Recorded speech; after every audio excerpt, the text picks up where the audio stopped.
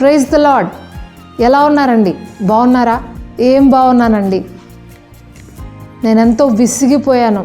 ప్రార్థన చేసి నా ప్రార్థనకు జవాబు రాక, నా సమస్యల నుండి విడుదల పొందక, కష్టాలను అనుభవిస్తూనే ఉన్నాను సంవత్సరాల తరబడి అని అంటున్నారేమో. ఇక ఈ ప్రార్థన నేను చేయలేను, ఈ ఉపవాసం నేను ఇక ఉండలేను, ఈ భక్తి నేను ఇక ఆచరించలేను, నాకు ఈ దేవుడు వద్దు, ఈ భక్తి వద్దు అనే ఒక నిరాశలో మీరు ఉన్నారేమో. అయితే పరిశుద్ధాత్మ దేవుడు ఈ వాక్య భాగం ద్వారా మీతో మాట్లాడబోతున్నారు. కాబట్టి శ్రద్ధగా వినండి. ముందుగా లూకా సువార్త 18వ అధ్యాయంలో 7-8 వచనాల్లో ఈ విధంగా రాయబడింది. నేను చదువుతున్నాను, మీరు శ్రద్ధగా వినండి. దేవుడు తాను ఏర్పరచుకొనిన వారు దివారాత్రులు తన్ను గురించి మొరపెట్టుకొనుచుండగా వారికి న్యాయము తీర్చడా? ఆయన వారికి త్వరగా న్యాయము తీర్చును. వారి విషయమే కదా ఆయన దీర్ఘశాంతము చూపుచున్నాడని మీతో చెప్పుచున్నాను. ఆయనను మనుష్య కుమారుడు వచ్చినప్పుడు ఆయన భూమి మీద విశ్వాసము కనుగొనునా. ఇక్కడ మీరు ఒక మాటను అండర్లైన్ చేసుకోవాలండి.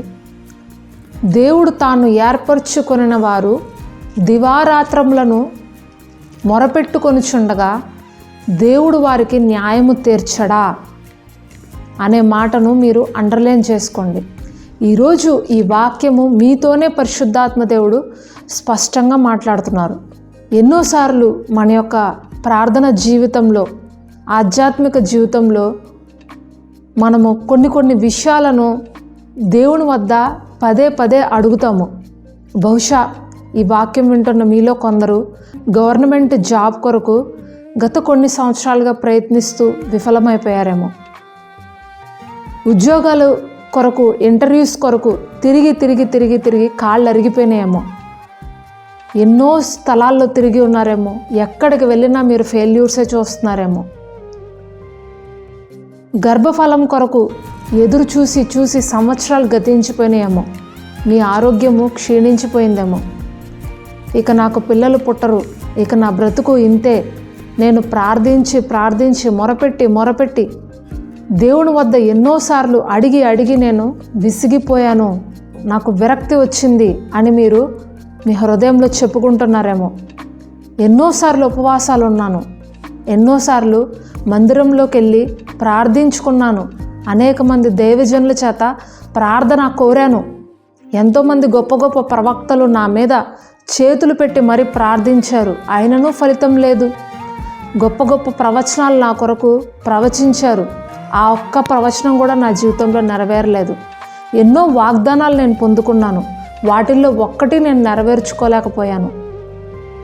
ఇక ఈ భక్తి నేను చేయలేను అని మీరు అనుకుంటున్నారేమో. అయితే ప్రభువు మీతో అంటున్నారు, దేవుడు తాను ఏర్పరచుకొనిన వారు దివారాత్రములను ఆయనకి మొరపెట్టుచున్నప్పుడు దేవుడు వారికి న్యాయము తీర్చడా? హల్లెలూయా. వారిని బట్టియే కదా ఆయన దీర్ఘశాంతము చూపుచున్నాడు అని ఇక్కడ వాక్యం రాయబడి ఉందండి. దీర్ఘశాంతము అనే మాట దగ్గర ఫుట్ నోట్ వేసింది కింద బైబిల్లో, మీరు చదువుకోండి. ఆలస్యము చేయుచున్నాడు అని వాక్యం రాయబడింది. మీ జీవితంలో ఎందుకు ఆలస్యం అవుతుంది? మీ జీవితంలో ఎందుకు ఒక విషయాన్ని బట్టి మీరు విసిగిపోయారు అని అంటే, దేవుడు మీకు న్యాయము తీర్చాలనే, మీ జీవితంలో ఒక గొప్ప కార్యము చెయ్యాలనే ఆయన ఆలస్యం చేస్తున్నారట. చూడండి, దేవుడు కొంతమంది వ్యక్తుల్ని అతిగా ప్రేమిస్తాడండి. ఇంకా ఆయన ప్రేమ ఎలా ఉంటుందంటే, ఈ వ్యక్తి సంపూర్తిగా నాకు కావాలి, ఇతను నాకు సొంతము, ఈమె నాకు సొంతము, మరిక ఈమె ద్వారా జరగబోయేటువంటి కార్యములను బట్టి లేదా ఇతని ద్వారా జరగబోయేటువంటి కార్యాలు బట్టి మహిమ ఇక ఎవ్వరికి చెందకూడదు, ఏ వ్యక్తికో ఏ సంస్థకో చెందకూడదు. కేవలము సంపూర్ణంగా 100కి 100% అది నాకే చెల్లాలి, నా నామానికి మహిమగార్థకంగా ఈమె జీవితంలో కార్యం జరగాలి అని ప్రభువారు తాను ప్రేమించిన వారి యొక్క జీవితాల్లో ఎంతో ఆలస్యం చేస్తూ ఉంటాడండి. ఎందుకంటే ఆ వ్యక్తి అనుకోవాలి, ఇక నాకు దేవుడు తప్ప నా బ్రతుకులో ఇంకా వేరే ఆధారం లేదు, ఇక దేవుడే నాకు ఆశ్రయము, ఆయనే నాకు ఈ సమస్యను తీర్చగలడు అనేటువంటి ఒక భరోసా మీ హృదయంలో వచ్చేంత వరకు కూడా మిమ్మల్ని బట్టి ఆయన ఆలస్యం చేస్తాడు, మిమ్మల్ని బట్టి ఆయన ఎదురు చూస్తాడు. హల్లెలూయా. ఆయన ఎదురు చూపులకు కారణం ఏంటంటే మీ నోట్లోంచి ఆ మాట రావాలి, మీ హృదయంలో నుండి ఆ ఒప్పుకోలు కలగాలి. ప్రభువా, నువ్వే నాకు ఆధారమయ్యా, నువ్వు తప్ప నాకు ఈ సమస్యకు సాల్వ్ చేసేవారు, పరిష్కరించేవారు ఈ భూమి పైన ఎవ్వరూ లేరు నా తండ్రి, నువ్వే నా సమస్యకు పరిష్కారం చేయగలవు అని మీరు చెప్పేంత వరకు, మీరు విశ్వాసంతో ఆ మాటను ఒప్పుకునేంత వరకు కూడా యేసుక్రీస్తు ప్రభువారు మీ పక్షముగా ఆయన ఎదురు చూస్తున్నారు. అందుకనే ప్రభు ఇక్కడ లూకాసు వార్త 18:1 రాస్తున్నారు, వారు విసుగక నిత్యము ప్రార్థన చేయుచుండవలనని ఈ ఉపమానము నేను వారితో చెప్పుచున్నాను అని వాక్య భాగంలో రాయబడి ఉందండి. ఈ వాక్యం చెప్తున్న నేను కూడా ఎన్నోసార్లు విసిగిపోయానండి. కొన్ని ప్రార్థనా భారాలను ప్రభు పాదాల దగ్గర పెట్టినప్పుడు ఆ ఒక్క జవాబు నాకు రాక, దాని గురించినటువంటి సమాధానం నేను పొందుకోక, నేను హృదయంలో ఈ విధంగా అనుకునేదాన్ని, ప్రభువా, నేను ఇంక ఎందుకు ప్రార్థన చేయాలి, నేను ప్రార్థన చేసినా నువ్వు ఎట్లాగో మాట్లాడవు, నువ్వు మౌనంగానే ఉంటావు, దాని కొరకు నేను ఎందుకు ప్రార్థన చేయాలి, ఈ వాగ్దానం నా జీవితంలో నువ్వు ఇచ్చానని చెప్పావు, ఈ ప్రవచనం నా జీవితంలో నెరవేరుతుందని చెప్పావు, కానీ ఇంకా నెరవేరట్లేదు కదా, నేను ఏదన్నా తప్పు చేస్తున్నానా, నేను ఏదన్నా సరిగా లేనా, ఒక ఆందోళన, ఒక సందేహము, ఒక విరక్తి చెందినటువంటి భావాలు నాలో కలుగుతూ ఉంటాయండి.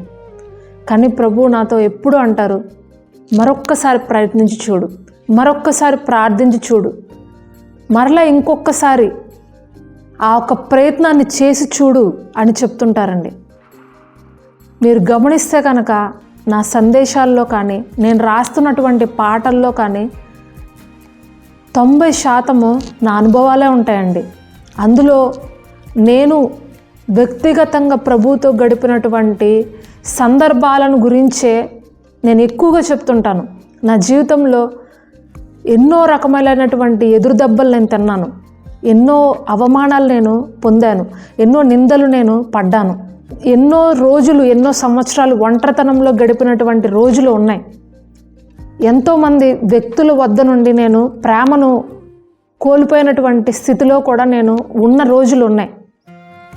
కొన్నిసార్లు యూట్యూబ్లో వాక్యాలు పెడుతున్నప్పుడు, పాటలు అప్లోడ్ చేస్తున్నప్పుడు అది రీచ్ అవ్వనప్పుడు ఎంతో బాధ అనిపిస్తూ ఉంటుందండి. యూట్యూబ్లో మరి ఈరోజు మనము చూస్తే కనుక అక్కర్లేని చెత్తంతా యూట్యూబ్లో ఉందండి ఈరోజు సోషల్ మీడియాలో. అటువంటి వీడియోస్కి లక్షల్లో, మిలియన్స్లో వ్యూస్ వెళ్ళిపోతూ ఉంటాయి. అసలు అందులో ఏముందని అంతగా మరి మనుషులు దానికి అట్రాక్ట్ అవుతున్నారు?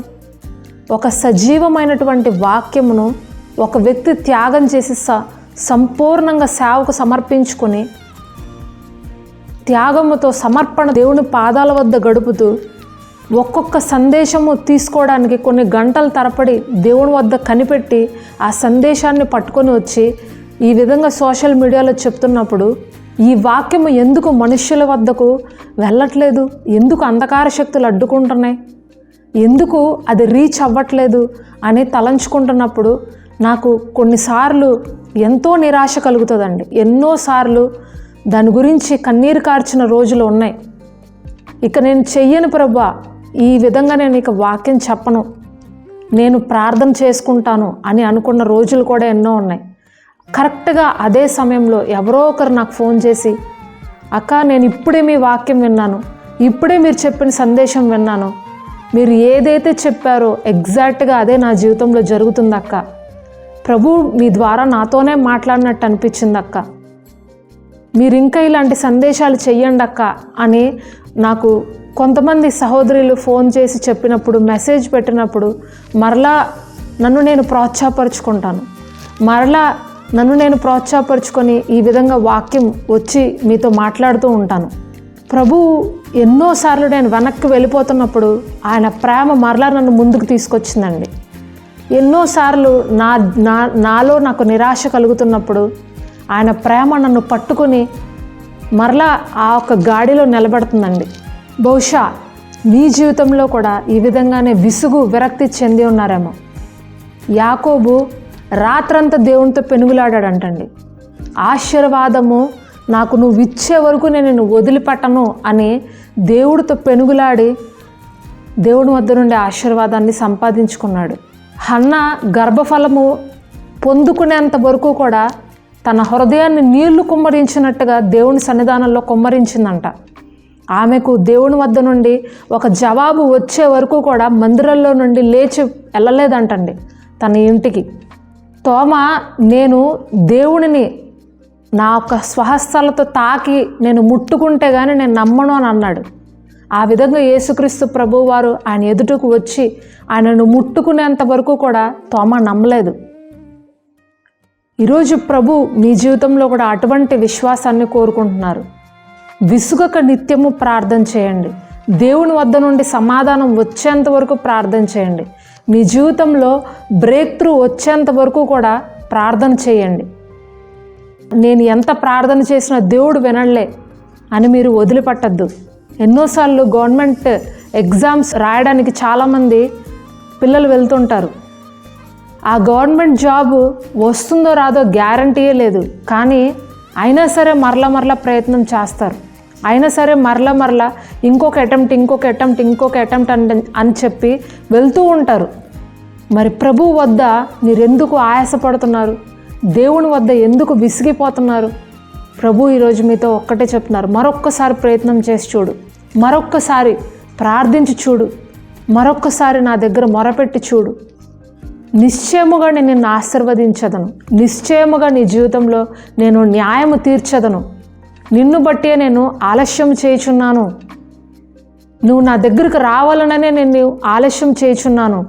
నువ్వు నాకు సమర్పించుకొనవలననే నేను ఆలస్యం చేయుచున్నాను. నువ్వు విడిచిపెట్టవలసినవి విడిచిపెట్టాలనే నేను ఆలస్యం చేయుచున్నాను. నువ్వు పరిశుద్ధతలోకి నడిపించబడాలనే నేను ఆలస్యం చేయుచున్నాను. పరిశుద్ధాత్మ దేవుడు ఈరోజు మీతో మాట్లాడుతున్నారు. నిరాశ చెందకండి, విసుగక నిత్యము ప్రార్థించండి. మీరు మీ యొక్క మొరలన్నీ కూడా దేవాది దేవుడు వింటున్నారు అని జ్ఞాపకం చేసుకొని విశ్వాసంతో అడగండి. దేవుడు మీకు ఇచ్చిన వాగ్దానాలని నోటితో ఒప్పుకొని కన్ఫెస్ చేయండి. హృదయంలో వాటిని స్వీకరించండి. దేవుని వద్దకు రండి. అప్పుడు అపవాది మీ వద్ద నుండి దూరంగా పారిపోతాడు. మరి ఈ వాక్యము నీ జీవితంలో ఫలించాలని మీ అందరి కొరకు ఒక చిన్న ప్రార్థన చేస్తాను. ప్రార్థన. మహాపరిశుద్ధుడా, జీవం కలిగిన మా తండ్రి యేసయ్యా, నీకు వందనాలు, కృతజ్ఞతలు, స్తోత్రాలు ప్రభువా. అవును తండ్రి, విసుగక నిత్యము ప్రార్థన చేయవల్లని నువ్వు మాతో ఈ సమయంలో మాట్లాడినందుకు వందనాలు ప్రభువా. ఇక్కడ ఎంతమంది అయితే నేను విసిగిపోయాను, నేను విరక్తి చెందాను, నా జీవితంలో ప్రార్థించి నేను ఇక విసిగిపోయాను అని ఎంతమంది అయితే అంటున్నారో నా తండ్రి దేవా, ఆ బిడ్డలందరినీ నువ్వు చూస్తున్నావయ్యా.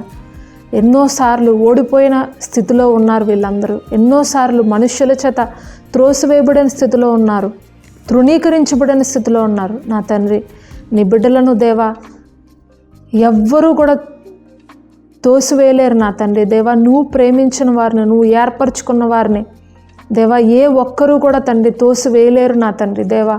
నువ్వు వారికి ఇచ్చినటువంటి ఆధిక్యత అటువంటిది నాయన దేవా. మరి వీరి జీవితంలో నీవు నీ ఆశీర్వాదాన్ని కుమ్మరించండి నజరేయుడైన యేసు నామంలో నా తండ్రి. వీరి యొక్క మొరలను నీ పరమునకు చేర్చుకొని ఒక గొప్ప సమాధానమును ఈ ప్రార్థన సమయంలోనే నువ్వు దయచేసి వారి జీవితాలను నూతనంగా నువ్వే ఆశీర్వదించి దీవెనకరంగా మార్చమని, వారి ప్రార్థనకు జవాబును దయచేసి దేవా వారు ఉంటున్న స్థలాలలో వారిని దీవెనకరంగా నిలబెట్టమని వేడుకుంటూ ఈ చిన్ని ప్రార్థన యేసుక్రీస్తు అతి పరిశుద్ధ నామంలో అడిగి వేడుకొంచున్నాం పరమ తండ్రి, ఆమేన్. దేవునికి స్తోత్రం అండి. విన్న వర్తమానము మీకు ఆశీర్వాదకరంగా ఉంటే తప్పకుండా ఇతరులకు షేర్ చేయడము, లైక్ చేయడము మర్చిపోకండి. అలాగే మీ ప్రార్థనా భారాలు ఏమైనా ఉంటే కూడా తప్పకుండా వాట్సాప్ చేయండి. మీ అందరి కొరకు మా ప్రార్థనలో జ్ఞాపకం చేసుకుంటాము, ప్రార్థిస్తాము. ప్రభు చిత్తమైతే మరి యొక్క నూతనమైన సందేశంతో మీ ముందుంటాము. God bless you. దేవుని ప్రేమ, ఆయన కాపుదల మీకు మీ కుటుంబాలకు సదాకాలం తోడుగా ఉండి నడిపించునుగాక. ఆమేన్.